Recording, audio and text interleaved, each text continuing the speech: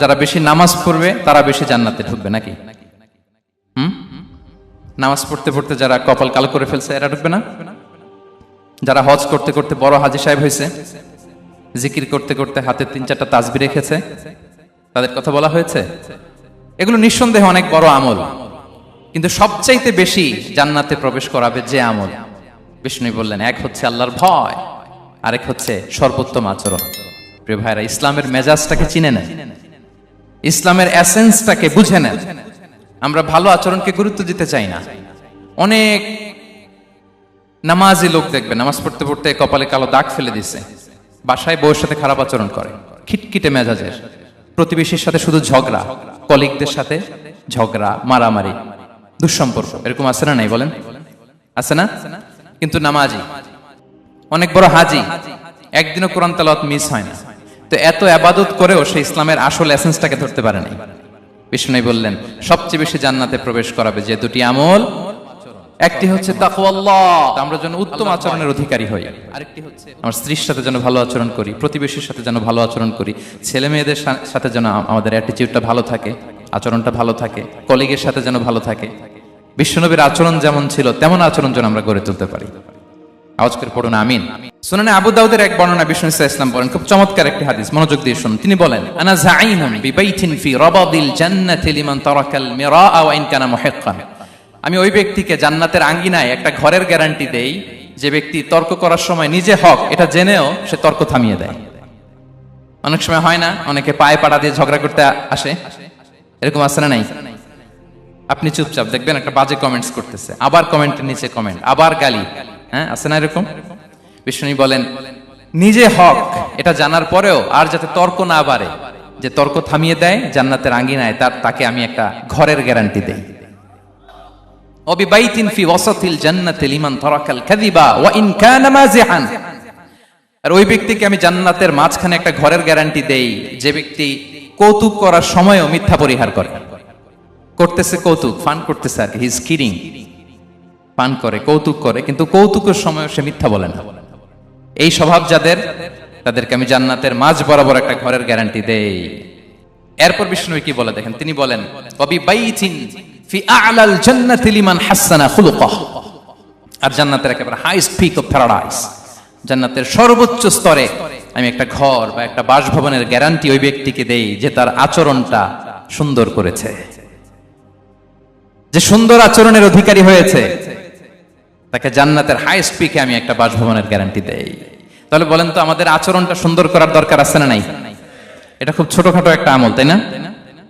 কথা বলেন, দক্ষিণ কোরিয়া প্রবাসী ভাইরা আওয়াজ করে বলেন, এটা কি ছোট আমল? দেখলে সালাম দিব, সুন্দরভাবে কথা বলবো, ভালো উইশ করব, হ্যাঁ, হিংসা জিঘাংসা অহংকার থেকে মুক্ত থাকবো, খিটখিটে মেজাজের হব না, অলওয়েজ স্মাইলিং ফেস থাকবে আমার, হৃদ্যতাপূর্ণ আচরণ। এই কাজটা কি ছোট আমল? আওয়াজ করে বলেন, এই আমলটা কি ছোট না বড়? প্রিয় ভাইরা, বিষ্ণু ইসলাম সবার সাথে এরকম মাধুর্যতাপূর্ণ আচরণ করতেন, ছোট থেকে বড়, নারী থেকে পুরুষ, বন্ধু থেকে শত্রু, সবার সাথে সুন্দর আচরণ করতেন। এবং তার এই চমৎকার আচরণে মুগ্ধ হয়ে তার অনেক শত্রু মুহূর্তে তার বন্ধুতে পরিণত হয়েছে। বিষ্ণু ইসলামের কাছে যখন কোনো শিশু নিয়ে আসা হতো, তিনি তাহনিক করতেন, হাদিসে এসেছে, সিরায় এসেছে। তাহনিক কি? খেজুর চিবিয়ে খেজুরের মিষ্টি রস লালা সহ বাচ্চার মুখে লাগিয়ে দিতেন। আলেমদের কাছে, অনেক আলেমদের কাছে আসে, আমার কাছে অনেকে এসেছে বাচ্চাদেরকে নিয়ে, তো আমরা এই সুন্নাহর উপর আমল হিসেবে খেজুর চিবিয়ে এর রসটা মুখে ঢুকিয়ে দিয়েছি। বারাকা, বিষ্ণু ইসলামের বারাকা নেওয়ার জন্য আসতো ছোট্ট বাচ্চাদেরকে নিয়ে। মদিনায় যখন সাহাবারা হিজরত করলেন মক্কা থেকে, মুসলিমদের ঘরে সন্তান সন্ততি নাই, বাচ্চা কাচ্চা হয় না। ইহুদিরা টিটকারি করে, এই তো মুসলমানদের সন্তান নাই। সর্বপ্রথম যেই সন্তান হয়েছে তিনি হচ্ছেন আয়েশা রাদিয়াল্লাহু তাআলা আনহার বড় বোন আসমা বিনতে আবু বকরের ঘর উজাড় করে এক সন্তান এসেছে, পুত্র সন্তান, নাম হচ্ছে আব্দুল্লাহ। কি নাম? আব্দুল্লাহ ইবনে জুবাইর। তো আসমা আব্দুল্লাহকে কোলে নিয়ে বিশ্বনবীর কাছে আসলেন। বিশ্বনবী খেজুর চিবিয়ে ওনার লালা মিশ্রিত রস খেজুর সহ মুখে লাগিয়ে দিলেন।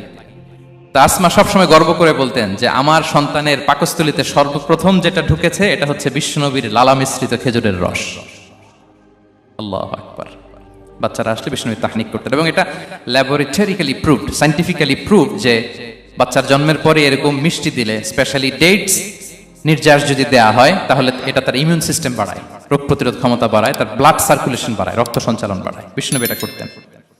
অনেক মায়েরা বরকতের জন্য বিষ্ণুনবীর কোলে বাচ্চা দিতেন।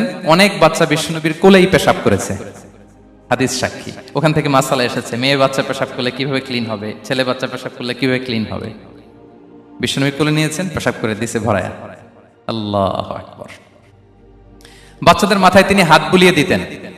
যেই বাচ্চার মাথায় বিষ্ণুনবী হাত বুলাতেন, ওই বাচ্চার মাথায় খুব বেশি বেশি চুল গজাতো। সুবহানাল্লাহ পড়বেন না? এক ভণ্ড, সেও ছিল নবী দাবিদার, মুসাইলামাতুল কাদ্দাব। সে নবীকে কপি করত, নবী যা যা করতো তাই করত। তো সেও তার এলাকায় অনেক বাচ্চাদের মাথায় হাত বুলাই দিতে শুরু করলো, যে মোহাম্মদ বাচ্চার মাথায় হাত বুলালে বাচ্চার মাথায় চুল বড় হয়, আমিও তাই করবো। সে বলতো আমিও নবী।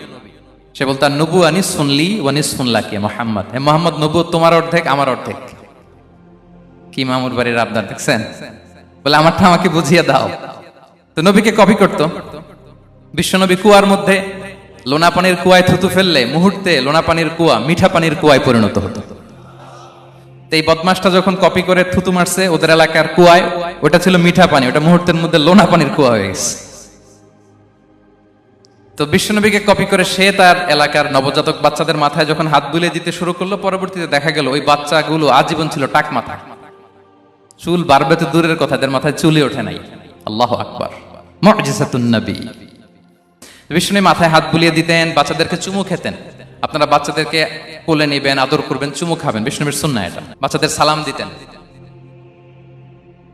মাঝে মাঝে বাচ্চাদের সাথে মজা করতেন, তাদের সাথে খেলাধুলা করতেন। বাসায় সময় পেলে এটা করবেন, ছেলেমেয়েদেরকে নিয়ে খেলতে নেমে যাবেন।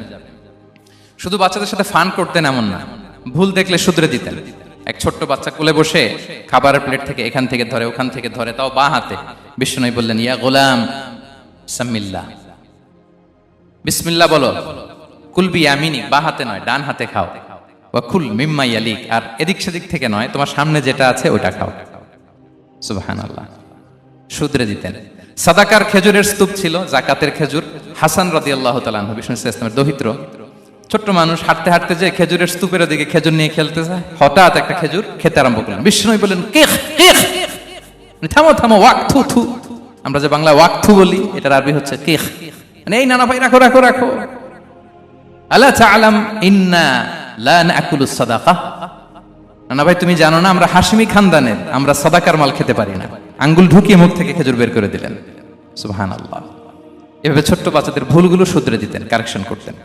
সুনানে নাসাইতে এসছে, কানা রাসূলুল্লাহ সাল্লাল্লাহু আলাইহি ওয়াসাল্লাম ইয়াজুরুল আনসার, তিনি যখন আনসারীদেরকে ভিজিট করতে যেতেন, ফায়ুসাল্লিমু আলা সিবিয়ানিহি, আনসারী বাচ্চাদেরকে সালাম দিতেন। আপনারা বাচ্চাদের সালাম দেন তো নাকি? নাকি বাচ্চাদের সালামের জন্য বসে থাকেন? অনেকে মনে করে যে আমি মুরব্বী হাজী সাহেব, 80 বছর বয়স, আমি তো শুধু সালাম পাবো, আমি দিব কেন? এরকম একটা ভুল ধারণা আছে না? সালাম শুধু ছোটরা দিবে, ব্যাপারটা কি এমন না? ছোটরা বড়দের দিবে, বড়রা ছোটদের দিবে, সবাই সবাইকে দিবে, ঠিক কিনা বলেন? ইনশাআল্লাহ বলেন সবাই। ওয়ায়ামসাহু বিরুসিহিম, বাচ্চাদের মাথায় হাত বুলিয়ে দিতেন। ওয়াদউ লাহুম, তাদের জন্য দোয়া করতেন।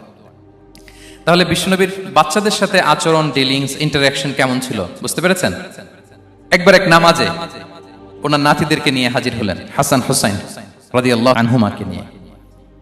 তো নামাজের এক সিজদায় বিশ্বনবী এমন লম্বা সময় সিজদায় পড়ে রইলেন, মাথা আর উঠান না। মুসল্লিরা তো অবাক, সাহাবারা ভাবলেন হায় রে, নবীজি অসুস্থ হয়ে গেলেন নাকি, অথবা ওহী নাজিল হলো নাকি। নামাজ শেষে সাহাবারা জিজ্ঞেস করলেন, ইয়া রাসূলুল্লাহ, আপনি কি অসুস্থ হয়েছেন নাকি ওহী নাজিল হচ্ছিল? এত লম্বা সিজদা দিতে তো কখন দেখি নাই।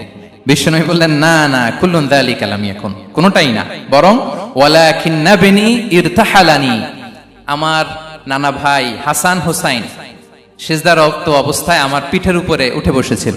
ফাকারিহতু আন উআজ্জিলাহু হাত্তা ইয়াকদিয়া হাজাতা, আমি উঠে গেলে তাদের ডিস্টার্ব হবে, এজন্য সিজদায় পড়েছিলাম। যতক্ষণ তাদের পিঠে উঠে খেলতে মনে চেয়েছে তারা খেলেছে, তারা নেমেছে, তারপরে সিজদা থেকে মাথা উঁচু করে দাঁড়িয়েছি। সুবহানাল্লাহি ওয়া বিহামদিহি। মুসনাদে আহমদ একটা হাদিস এসেছে, বিষ্ণু ইসলাম ওনার চাচাতো ভাইদেরকে নিয়ে দৌড় প্রতিযোগিতা করাতেন, লাইন ধরে দাঁড় করাতেন আর বলতেন, মান সাবাকা ইলাইয়া ফালাহু কাদা ওয়া কাদা, সবাই দাঁড়াও, দেখি কে কার আগে আমাকে দৌড়ে ধরতে পারে, যে ধরতে পারবে তাকে পুরস্কার দেব। আল্লাহু আকবার। এবং বিশ্বনবীর এই কথা শুনে সবাই দৌড়ে যে বিশ্বনবীর ঘাড়ের উপর উঠতো, বুকের উপর উঠতো, ঝাঁপিয়ে পড়তো, বিশ্বনবী সবাইকে ধরে আগলে নিতেন, প্রত্যেকের গালে চুমু খেতেন। পড়েন সুবহানাল্লাহ। এই ছিল শিশুদের প্রতি বিষ্ণু ইসলামের আচরণ। তো আমরা এরকম আচরণ করি কিনা? আমাদের আচরণটা আমাদের বাচ্চা, আমাদের আত্মীয় স্বজনের ছোট ছেলে মেয়ে, আমরা কোথাও শিশুদেরকে যদি দেখি, আমরা তাদের সাথে কিভাবে আচরণ করি একটু মিলিয়ে নিন। কার আচরণ কেমন, এরকম করেন কিনা আমি আর জিজ্ঞেস করতে চাইলাম না। জাস্ট আস্ক ইউরসেলফ, নিজেকে জিজ্ঞেস করুন যে আমরা আমাদের বাচ্চাদের সাথে এরকম আচরণ করি কিনা। সাহাবারা তো সবচাইতে বেশি বিশ্বনবীর সঙ্গ পেয়েছেন, তাই না? তাদের সাথে কেমন আচরণ ছিল?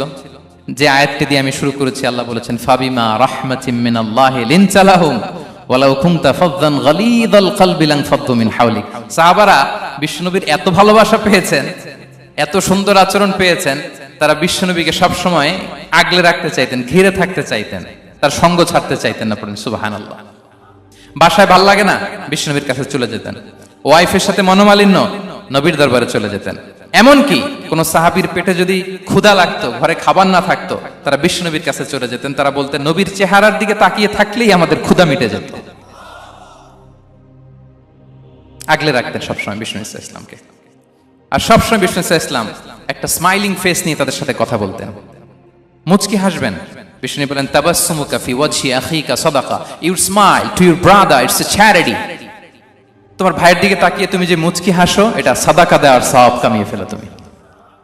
এবং সাহাবারা বলতেন মা রাআইতু আহাদান আকসারা তাবাসসুমান মিন রাসূলিল্লাহ সাল্লাল্লাহু আলাইহি ওয়াসাল্লাম। বিশ্বনবীর চাইতে বেশি কাউকে আমরা কোনোদিন মুচকি হাসি দিতে দেখিনি। মুচকি হাসেন তো আপনারা? মুচকি হাসবেন, হাসলে যদি সাদাকার সওয়াব হয় তো আমরা মুখ গোমরা করে রাখবো কেন? দেখবেন যিনি মুচকি হাসে তাকে সবাই পছন্দ করে, আর যিনি গোমরা মুখ থাকে তার দেখতে ভালো লাগে। আমার ভালো লাগে না, আপনাদের লাগে? হাসি কিন্তু সংক্রামক, ইতিবাচক ভাবে সংক্রামক। আপনি হাসলে দেখবেন হেসে হেসে কথা বলে, যার সাথে বলতেছেন তারও একটা হাসি। আপনি গোমরা মুখ থাকলে ওই ব্যক্তিও গোমরা মুখ, ঠিক কিনা বলেন? এবং মুচকি হাসলে স্বাস্থ্য ভালো থাকে, মানসিক স্বাস্থ্যের সাথে এটা সম্পর্ক আছে। দেখেন বিষ্ণু ইসলাম কেমন কনসিডারেট ছিলেন। বিশ্বনবী যদি কারোর সাথে মুসাফা করতেন, ভাই একটু হাত মিলান তো, এই যে ওই লোক হাত সরানোর আগে বিশ্বনবী হাত সরাতেন না। যখন উনি হাতটা টান দিতেন তখন নবী হাত টান দিতেন। কারোর সাথে কথা বলার সময় এইভাবে আর চোখে তাকাতেন না, এইভাবে না। কথা বলতে হইলে ঘুরে তার দিকে হয়ে তাকে সম্মান দিয়ে, রেসপেক্ট দিয়ে কথা শুরু করতেন। কেউ কোনো গুরুত্বপূর্ণ কথা কানে কানে বলতে চাইলে তিনি কথা শেষ না হওয়া পর্যন্ত মাথা সরাতেন না। সুবহানাল্লাহ, আস্তে বলেন আল্লাহু আকবার, আল্লাহু আকবার। একটু মিলিয়ে নেই, আসলে কি আমরা পারি এত চমৎকার আচরণ উপহার দিতে? কতটা কনসিডারেট ছিলেন দেখেন। এক বেদুইন, অক্ষর জ্ঞানহীন মানুষ, সভ্যতার ছোঁয়া তার মধ্যে লাগেনি। সে মসজিদে নববীতে ঢুকে একবার মসজিদে নববীর মাঝখানে পেশাব করা শুরু করলেন। কি করা শুরু করলেন? কোথায়? টয়লেটে? কোথায়? ইসলামের সবচাইতে দ্বিতীয় সবচাইতে পবিত্র জায়গা বিশ্বনবীর মসজিদের মাঝখানে। সাহাবারা তাকে মারতে উদ্ধত হলেন। বিশ্বনবী বললেন দাও, থামো থামো, এই থামো থামো। কারণ প্রস্রাব করার সময়, টয়লেট করার সময় হুট করে কাউকে ধমক দেওয়া যায় না, ডাকা যায় না, দরজায় বড় নক করা যায় না, করলে তার ক্ষতি হতে পারে, এটা করবেন না। বিষ্ণু বললেন দাও ওয়া হারিকু আলা বাউলিহি সাজলান মিন মা, এই রাখো রাখো, বেচারাকে পেশাব করতে দাও, করতে দাও, করতে দাও, পেশাব করতে দাও। সে পেশাব শেষ করলো। বিষ্ণু বললেন এক বালতি পানি ঢেলে দাও। এই এক বালতি পানি বালুতে মিশে জায়গাটা পরিষ্কার হয়ে যাবে। এরপর বিষ্ণু ইসলাম বললেন ফাইন্নামা বুইসতুম মুয়াসসিরিন ওয়া লাম তুবআসু মুআসসিরিন, তোমরা এত কঠোর হচ্ছ কেন? আল্লাহ তো তোমাদেরকে কঠোর করে পৃথিবীতে পাঠাননি, সহজপন্থী করে আল্লাহ তাআলা আমার এই উম্মতকে পৃথিবীতে পাঠিয়েছে। পড়েন সুবহানাল্লাহ। দেখেন কত চমৎকার আচরণের ছিলেন। এবং পরে লোকটাকে বুঝিয়ে বললেন, সে কালিমা পড়ে মুসলমান হয়ে গিয়েছে। আল্লাহু আকবার। এই ছিল বিষ্ণু ইসলামের ইন্টারাকশন সাহাবাদের সাথে। এবং সাহাবাদের জন্য তিনি দোয়া করতেন প্রাণ ভরে। প্রিয় ভাইরা, দোয়া চাওয়া, দোয়া করা দুটোই সুন্নাহ। প্রাণ ভরে তিনি সাহাবাদের জন্য দোয়া করেছেন। বিষ্ণু ইসলাম একবার ওয়াশরুম সেরে এসে দেখলেন কে যেন অজুর পানি রেখে গিয়েছে। জিজ্ঞেস করলেন কে রেখেছে? বলা হলো আব্দুল্লাহ ইবনে আব্বাস রেখে, ছোট্ট আব্দুল্লাহ। বিষ্ণু ইসলাম খুশি হয়ে গেলেন, হায় রে, সে কিভাবে খেয়াল করলো, আমি এখন ওয়াশরুম থেকে আসলেই তো আমার অজুর পানি লাগবে। খুশি হয়ে একটা দোয়া করলেন তার জন্য। তিনি বললেন আল্লাহুম্মা ফাক্কিহহু ফিদ্দীন ওয়া আল্লিমহু তা'ওয়িল, মানে হে আল্লাহ, আপনি তাকে দ্বীনের জ্ঞান দেন এবং কোরআনের ব্যাখ্যা তারে শিক্ষা দেন। বিশ্বনবীর এই দোয়া এমন ভাবে কবুল হয়েছে, এই আব্দুল্লাহ ইবনে আব্বাস যত মুফাসসির পৃথিবীতে আসবে সকল মুফাসসিরদের সম্রাট হিসেবে আল্লাহ তাকে কবুল করেছেন। বিশ্বনবীর দোয়া তারা পেয়েছেন। উম্মে সুলাইম রাদিয়াল্লাহু তাআলা আনহা আনাস রাদিয়াল্লাহু তাআলা আনহুকে নিয়ে আসলেন, বললেন নবী হে, আপনি এসেছেন, আমরা যে এত খুশি মদিনাবাসী, সবাই দেখে আপনার হাতে কিছু না কিছু হাদিয়া দেয়, আমি কি দিব?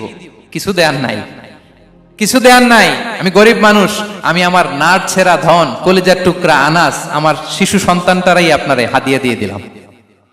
খোয়াই দিমুকা আনাস, নবী হে, সে আপনার ছোট্ট খাদেম হবে, আপনার কাজ করে দিবে। উদু আল্লাহ আলাহ, আপনি তার জন্য একটু দোয়া করেন। বিষ্ণুনবী দোয়া করলেন, কি দোয়া করলেন? আল্লাহুম্মা আকসির মালাহু ওয়া ওয়ালাদা, আল্লাহ আনাসের সম্পদও বাড়ায় দাও, ওয়া ওয়ালাদা, তার সন্তানও বাড়ায় দাও। দেখেন এই দোয়ার কি বরকত। এই দোয়ার বরকতে আনাস বলে মদিনাতে যত খেজুর বাগান ছিল সবগুলো খেজুর বাগানে বছরে খেজুর হতো একবার, কিন্তু নবীর দোয়ার বরকতে আমি আনাসের বাগানে খেজুর হতো বছরে 2 বার। আর উনার সর্বসাকুল্যে ছেলে মেয়ে ছিল, কোন বর্ণনায় 78 জন, কোন বর্ণনায় 80 জন। আমাদের পুরো বংশে আছে 80 জন, কথা বলেন, আপনার পুরো গোষ্ঠীতে 80 জন আছে। ওনার শুধু ছেলে মেয়ে, একজনের ছেলে মেয়ে কয়জন? 80 জন। বিশ্বনবীর দোয়া কি ইন্টারেকশন দেখেন, একজন ট্রু লিডারের কি বৈশিষ্ট্য। তিনি সাহাবীদের ভালো গুণ দেখলে তাদেরকে উৎসাহিত করতেন, ইন্সপায়ার করতেন, প্রশংসা করতেন। আবু মুসা আল-আশআরী রাদিয়াল্লাহু তাআলা আনহু, তিনি রাত জেগে চমৎকার কণ্ঠে তেলাওয়াত করতেন। একদিন তার ঘরের পাশ দিয়ে বিশ্বনবী যাচ্ছিলেন, পরের দিন বললেন, আবু মুসা, আমি কিন্তু তোমার কণ্ঠ শুনেছি, বড় সুরেলা গলা তোমার। লাকাত উতিতা মিজমারান মিন মাজামিরি আলি দাউদ, দাউদ নবীর গলায় আল্লাহ যে সুরের ঝংকার দিয়েছেন, এই উম্মতের মধ্যে আল্লাহ তোমার গলায় সেই সুরের লহরী ঢেলে দিয়েছেন। আচ্ছা বলেন, নবী যদি প্রশংসা করে যে তোমার তেলাওয়াতটা খুব সুমধুর হয়েছে, তার কেমন লাগবে বলেন তো? আচ্ছা নবী বাদ দেন, শায়েখ আব্দুর রহমান আস-সুদাইস এসে যদি আপনারে বলে তোমার কণ্ঠটা তো বড় মিষ্টি, কেমন লাগবে আপনার? আর স্বয়ং বিশ্বনবী যদি বলে, সুবহানাল্লাহ পড়বেন না? আল্লাহু আকবার। এইভাবে রাসূলুল্লাহ ইসলাম সাহাবাদেরকে উৎসাহিত করতেন। মাঝে মাঝে প্রশ্ন করতেন, তাদের অ্যাটেনশন গ্রো করার জন্য তিনি প্রশ্ন করতেন। একবার বলেন দেখি, কে বলতে পারে ইন্না মিনাশ শাজারি শাজারা লা ইয়াসকুতু ওয়ারাকুহা মাসালুহা মাসালুল মুমিন, একটা গাছ আছে, এই গাছের পাতা ঝরে না, এর দৃষ্টান্ত মুমিনের দৃষ্টান্ত। কে পারো দেখি? কোন সাহাবী পারে না, কারণ তারা ভাবতেছিল দূরের ওই সিরিয়ার কোন গাছ হবে, অমুক জায়গার মরুভূমির গাছ হবে, ঘরের পাশে যে খেজুর গাছ ওইটা আর কেউ ভাবে না। ভাবছে প্রশ্ন যেহেতু করছে, এত সহজ উত্তর হইলে তো প্রশ্ন করার কথা ছিল না। তারা এইটা বলে, ওইটা বলে, ক্যাকটাস, গুলমলতা, ওই গাছ। নবী বলে না, ইন্নাহা আন-নাখলা, এটা খেজুর গাছ। কি গাছ? তো আব্দুল্লাহ ইবনে ওমর তখন খুব ছোট, তিনি মনে মনে ধরে ফেলছিলেন, কিন্তু ভয়ে বলে না। তো বাসায় যে ওমর রাদিয়াল্লাহু বলে, আব্বা আপনারা কেউ পারেন না, আমি তো জানতাম এটা খেজুর গাছ, তো বললা না যে? আব্দুল্লাহ বলে, আপনি পারেন না, অন্যান্য সাহাবারা বাচ্চা ছাড়া কেউ পারে না, আমি কেমনে কই? ওমর রাদিয়াল্লাহু বললেন, আজকে যদি তুমি বলতে পারতে, লাল উট পেলে আরবরা যে যত খুশি হয়, আমি তার চেয়েও বেশি খুশি হয়ে যেতাম। নবীর সামনে আমার বুকটা এত বড় হয়ে যেত। আল্লাহু আকবার। দেখেন, প্রশ্ন ছুড়ে দিয়ে মনোযোগ আকর্ষণ করতেন সাহাবাদের, রসিকতা করতেন মাঝে মাঝে, রসিকতা। এক সাহাবী বলেন, ইয়া রাসূলুল্লাহ, আমার চলতে বড্ড কষ্ট হয়, আপনি যদি দয়া করে আমাকে একটা উট দিতেন, তাহলে আমি রাইড নিতাম এটার উপরে, এটা দিয়ে চলতাম, সফরের কষ্ট কমে যেত। বিষ্ণু বলেন, যাও, ঠিক আছে, তোমাকে একটা উটের বাচ্চা দিব। কি দিব? সাহাবী বলেন, ইয়া রাসূলুল্লাহ, আমি চাইলাম কি আর আপনি বললেন কি? আমার তো লাগবে এমন উট যেটা দিয়ে মরুভূমিতে চলা যায়। বিষ্ণু বলেন, ওই উটটাও তো অন্য কোনো না কোনো উটের বাচ্চা। সুবহানাল্লাহ পড়বেন না? ছোট্ট কথা, দেখেন কি রসিকতা, কি সেন্স অফ হিউমার। সুবহানাল্লাহ। সাহাবীদের সাথে এক কাতারে মিশে কাজ করতেন, নিজ হাতে সাহাবীদের সাথে মিশে কি করেছেন?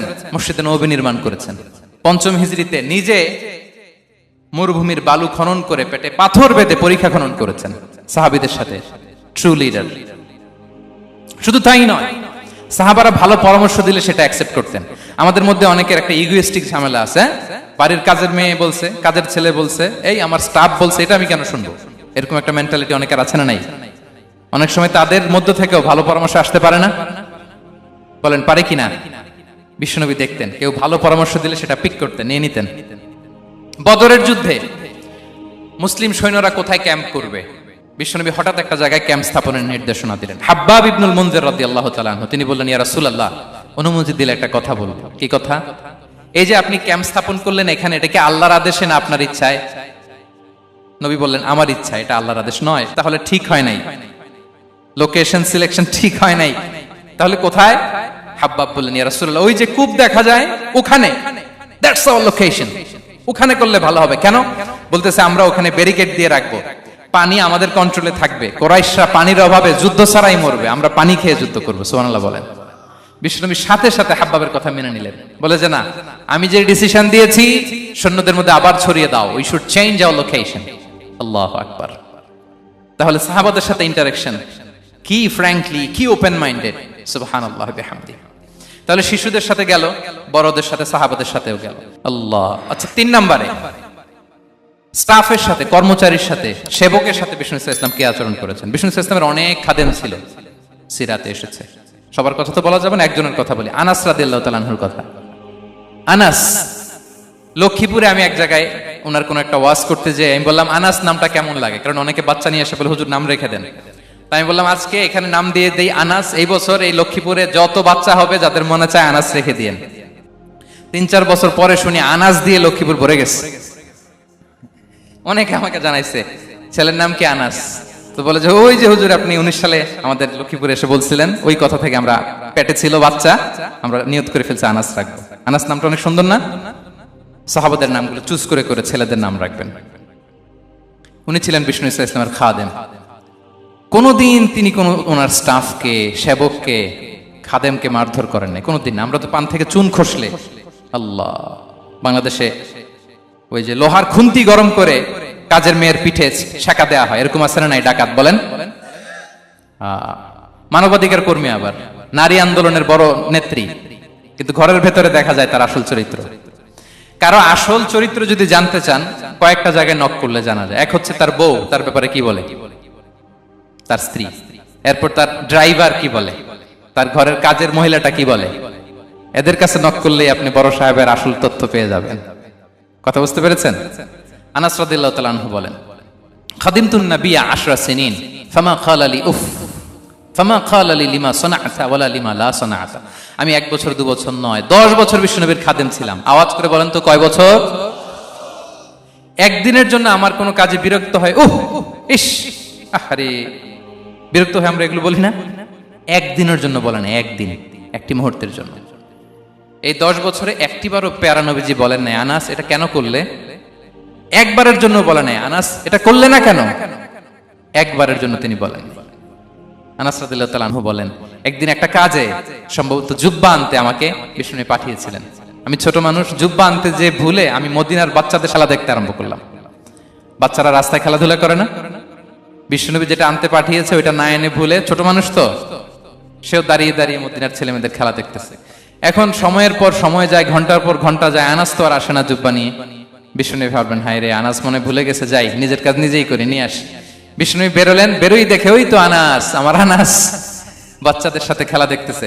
আমরা হইলে কি করতাম? আমরা হইলে কি? মায়ের, ওই যে ডাইরেক্ট মায়ের। আল্লাহ, আজকে তোর একদিন কি আমার একদিন না?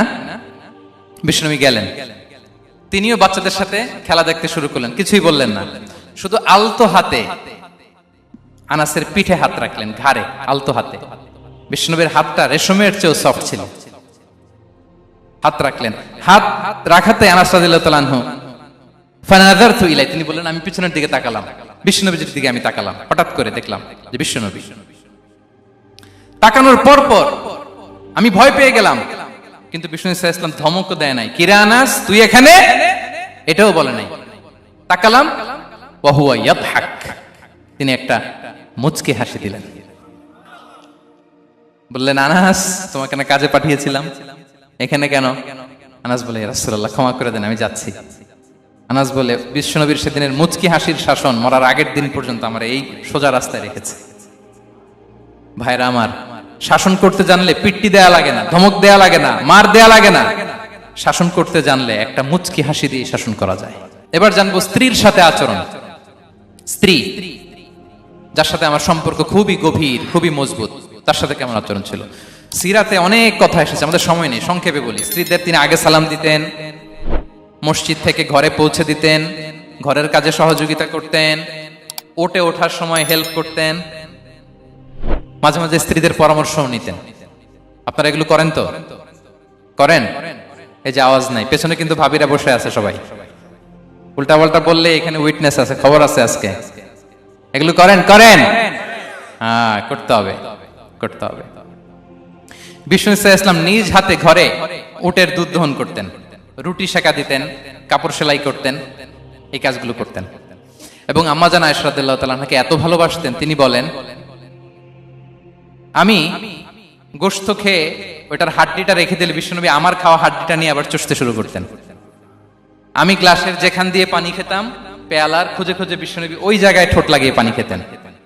মাইমুনা রাদিয়াল্লাহু তাআলা আনহা বলেন যে আমি আর বিশ্বনবী এক বালতি থেকে মগ দিয়ে পানি নিয়ে দুজনে গোসল করেছি। আল্লাহু আকবার, কি চমৎকার আচরণ। এবং স্ত্রীদের নিয়ে তিনি সফর করতে বেরোতেন। একবার রাত্রিবেলা বিষ্ণু ইসলাম এবং আম্মা জান আয়েশা রাদিয়াল্লাহু তাআলা আনহা, বিষ্ণু বলেন চলো তো আমরা একটু দৌড় দেই, এক্সারসাইজ হয়ে যাবে। দুইজনে দৌড় দিলেন। তখন আম্মা জান আয়েশা রাদিয়াল্লাহু তাআলা আনহা একটু স্লিম ছিলেন, তো দৌড়ে বিশ্বনবী পিছে পড়ে গেলেন, আম্মা জান আয়েশা ফার্স্ট হয়ে গেলেন, আগে চলে গেলেন। বড্ড খুশি, উনি বিশ্বনবীকে হারিয়েছেন। আবার অনেক বছর পরে, তখন সময়ের ব্যবধানে আম্মা জান আয়েশা একটু হেলদি হয়ে গিয়েছেন, আগের মতো আর চিকন নেই। আবার বিশ্বনবী এক রাতে বললেন আয়েশা চলো আজকেও একটু এক্সারসাইজ করি, দৌড় দেই। দুজন মিলে দৌড় দিলেন। আজকে বিশ্বনবী আর আম্মা জান আয়েশাকে চান্স দেন নাই, তিনি জোরে দৌড়ে আম্মা জান আয়েশাকে রানার আপ করে দিলেন, উনি ফার্স্ট হয়ে গেলেন। এরপর কি বললেন জানেন? সুনানে আবু দাউদের হাদিস, তিনি বললেন ইয়া আয়েশা হাদিহি বিতিলকা সাবকা। দেখেন বিশ্বনবী মনে রাখছেন, নোটে রাখছেন। বিশ্বনবী বললেন আয়েশা, ওই যে এত বছর আগে কোন এক রাতে মরুভূমিতে দৌড়ে আমাকে হারাইছিলা, আজকে ওইটার বদলা নিয়ে নিলাম। তিলকা সাবকা, ওইটার বিনিময়ে এটা। ওই দিন তুমি জিতছিলা, আজকে তোমার উপর আমি জিতে গেলাম।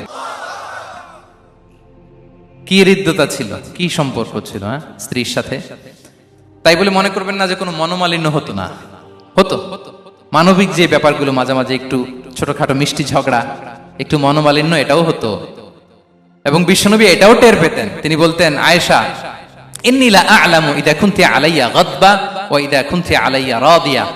আয়েশা, কখন তুমি আমার উপর রেগে থাকো আর কখন খুশি থাকো সবটাই কিন্তু আমি টের পাই। আম্মা জান আয়েশা অবাক হলেন, কি করে টের পান?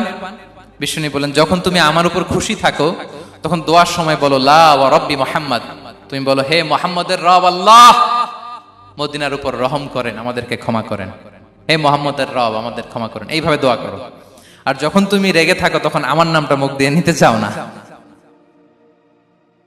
তখন তুমি দোয়াতে বলো লা ওয়া রাব্বি ইব্রাহিম, হে ইব্রাহিমের আল্লাহ, হে ইব্রাহিম নবীর খোদা, আমাদের মাফ করো। তখন তুমি আমার নাম নাও না, কৌশলে আমার নামটা বাদ দাও। আমাদের আয়েশা বলেন ইয়া রাসূলুল্লাহ মা আহজুরু ইল্লা ইসমাক, নবী হে আমি তো আপনার নামটাই শুধু মুখ থেকে বাদ দেই, আমার হৃদয় থেকে তো কখনো আপনারে বাদ দিতে পারি না। এটা ঠিক, তখন রেগে থাকি, আপনার নামটা মুখে নেই না, কিন্তু হৃদয় থেকে তো আপনাকে সরাতে পারি না। সুবহানাল্লাহ। এই ছিল বিষ্ণুবীর সাথে স্ত্রীদের সম্পর্ক। প্রিয় ভাইরা, আমরা যদি একটু দেখি প্রতিবেশীর সাথে কেমন আচরণ করতেন।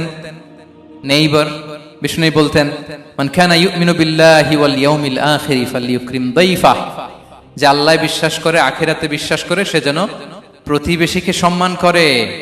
এবং একবার আবু যার আল গিফারি রাদিয়াল্লাহু তাআলা আনহুকে বিষ্ণু ইসলাম বলেন আবু যার ইদা তাবাখতা মারাকান ফাআকসির মাআ, হে আবু যার তুমি যদি কখনো ঝোল তরকারি রান্না করো, ঝোলের তরকারি খাইছেন? আপনাদের সাউথ কোরিয়াতে তো বিখ্যাত একটা ঝোলের তরকারি আছে, কি নাম যেন, মাছের মেংথাং। আমরা একটা শব্দ শিখছিলাম, কি যেন বলে, খামসা হামনিদা। কয়েকটা শব্দ শিখাই দিছে ভাইরা আমাকে। তো এই যে নামটা বললাম, ঝোলের মধ্যে ট্যাংরা মাছ, শিং মাছ ঝোল দেয়া একটা তরকারি। তো আবু যার গিফারিকে বিষ্ণু ইসলাম বলেন ইদা তাবাখতা মারাকান ফাকসির মা, হে আবু যার কখনো যদি ঝোলের তরকারি রান্না করো একটু বেশি করে পানি দিও, যাতে করে তোমাদের পাশাপাশি তোমার প্রতিবেশীর সাথে একটু ঝোল শেয়ার করতে পারো। প্রতিবেশীকে এত গুরুত্ব দিতেন। তিনি বলতেন লাইসাল মুমিন আল্লাযী ইয়াশবা ওয়া জারুহু জাইউন ইলা জামবিহি, সে মুমিন নয় যে পেট পুরে খায় আর তার প্রতিবেশী না খেয়ে রাত যাপন করে, সে মুমিন নয়। দেখেন প্রতিবেশীকে কত গুরুত্ব তিনি দিয়েছেন। বিশ্বনবীর এক ইহুদি প্রতিবেশী ছিল। কোন ধর্মের? সবাই বলেননি, একসাথে আওয়াজ করে বলেন, কোন ধর্মের প্রতিবেশী? ওই ইহুদির এক ছেলে বিশ্বনবীর কিছু কাজ করে দিতেন। অনেকদিন হলো ছেলেটা আসে না, খোঁজ নিলেন, শুনলেন সে অসুস্থ। শুনলেন ইহুদি ছোট্ট ছেলেটা কি, বিশ্বনবী দেখতে গেলেন। মুসলিম শিশুকে দেখতে গেলেন নাকি? কোন ধর্মের শিশু? তার মানে আপনার প্রতিবেশী যদি হিন্দু হয়, বৌদ্ধ হয়, খ্রিস্টান হয়, দ্যাট ডাজন্ট ম্যাটার, আপনি তার বিপদে আপদে পাশে থাকবেন। এটাই ইসলামের শিক্ষা, ঠিক কিনা বলেন?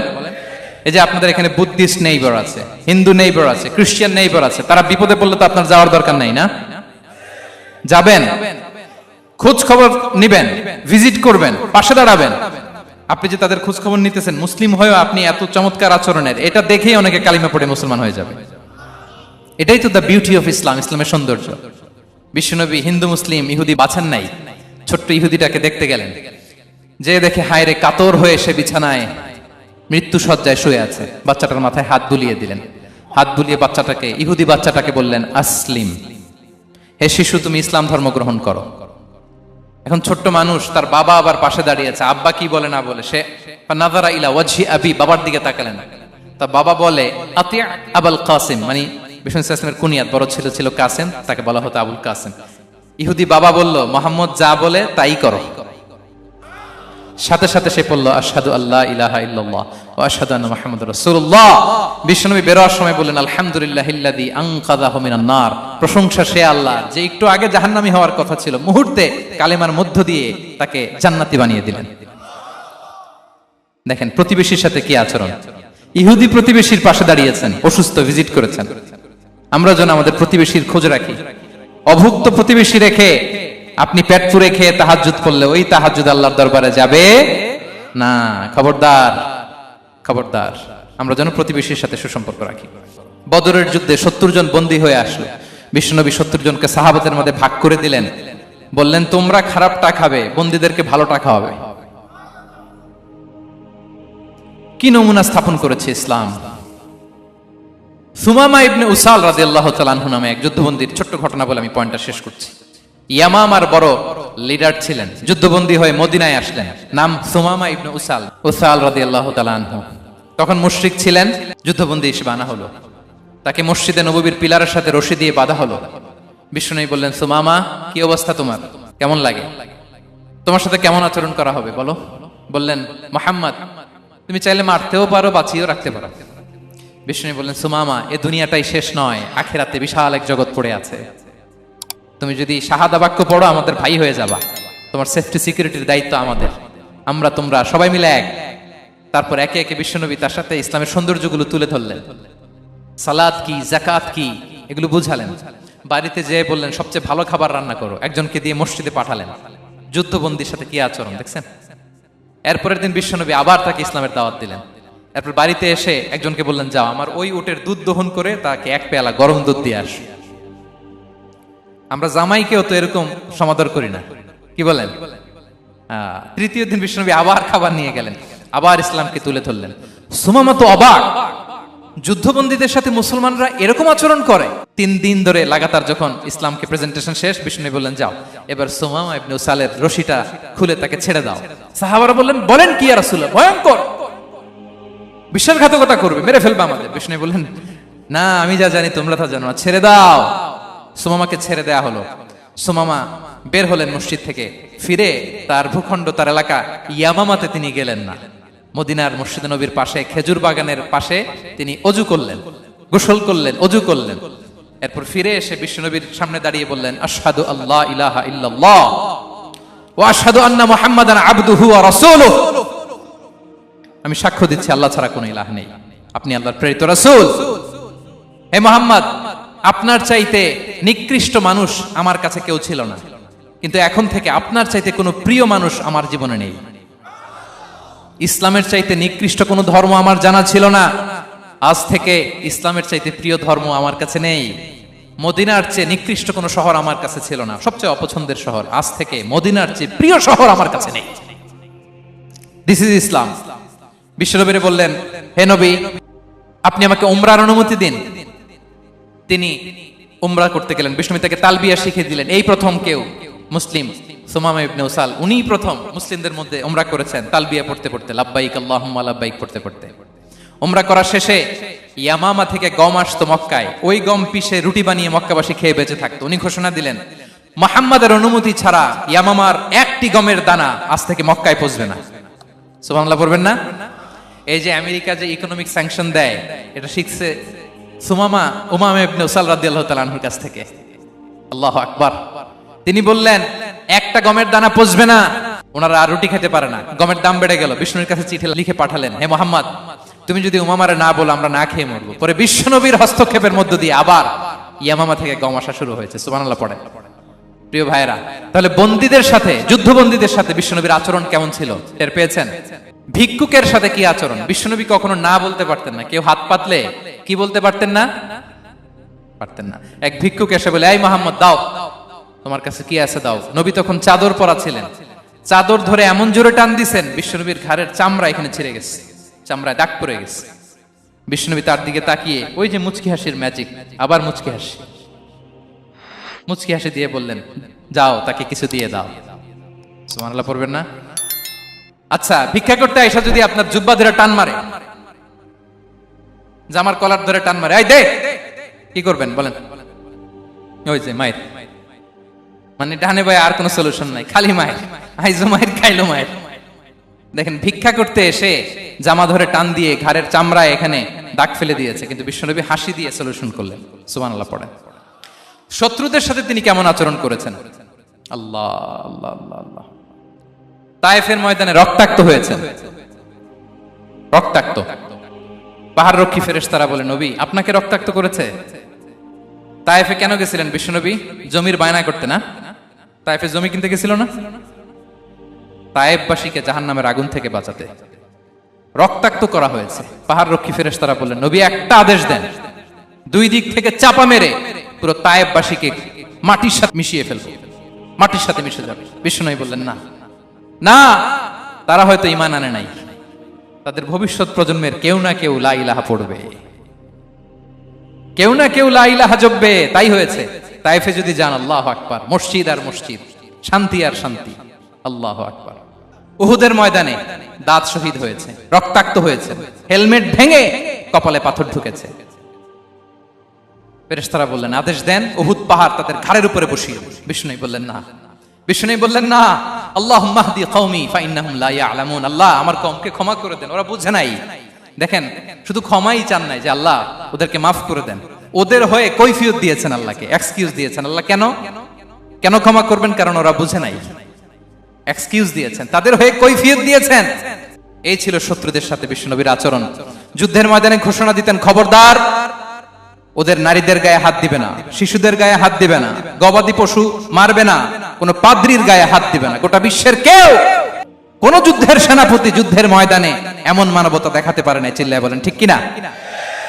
অষ্টম হিজরিতে মক্কা বিজয়ের দিন থারথার করে কাঁপছিল কুরাইশরা যে আজকে তো আমাদেরকে ক্যাপিটাল পানিশমেন্ট দিবে, ডেথ পেনাল্টি দিবে। বিশ্বনবী বললেন, না, লা তাসরিবা আলাইকুমুল ইয়াউম ইযহাবু ফাআনতুমুত তালাকা।